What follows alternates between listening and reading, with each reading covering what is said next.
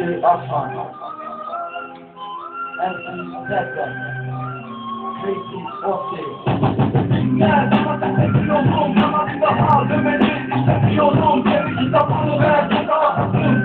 En büyük kamayı, seni sevmesi yapmışım. Bir iki kabinler, beni tutamazsın yapmışım.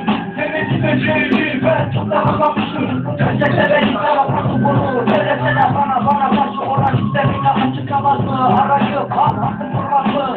İnsan sevdiğine sevdiğine hatırlamaz mı? Bana karşı sen yapmadın bunları.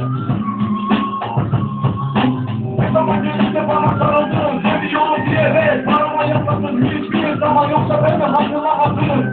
Hatırlayamam çünkü sen benim yanımda hiç olmadın. Her arayışımda gelemiyorum diyerek beni tanıdın. Ama seni sokaklarda görünce gerçekleri anlattım. Sen bana karşı hiçbiri olamadın. Hepsi hayatın ne kadar zor olduğunu biliyor musun? Hepsi hayatın ne kadar zor olduğunu biliyor musun? İsteydim, yanıma gitmem. Akan gözyaşlarımı sana haram et. Akan gözyaşlarımı sana haram et. Kimseye vermediğim mutlulukları hep sana verdim. Kimseye vermediğim mutlulukları hep sana verdim. Zor günümde bile seni yanıma geldim. Zor günümde bile seni yanıma geldim.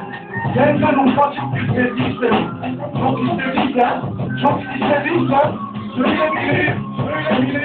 Niye bana istiyor musun? Dönerim sana artık. Seni seviyorum. Hataları sen bana da başta yapmışsın. O zaman artık nerelerde kalmışsın. Ama ben seni yorulmasın kazanmıştım. Bana döneceğini çok iyi anlamıştım.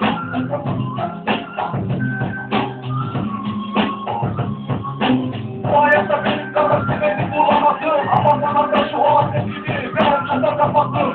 Seni şehrine kimseyi koyamadım. Seni kadar şerefsiz ben olamadım. Sana tek sözüm Allah'ına bulasın. Allah'ına bulasın. Allah'ına bulasın. Seni seviyorum demelere mutlu seni. Bir de beni de bana uzak olan bir kere. Bana sonra burada bir de ben bunu seninle gitmeme güçle. Aklımda da arkadaş bir yere demelere mutlu seni. Bir de beni de bana uzak olan bir kere. Bana sonra burada bir de ben bunu seninle gitmeme güçle. Aklımda da arkadaşım benim gözümde.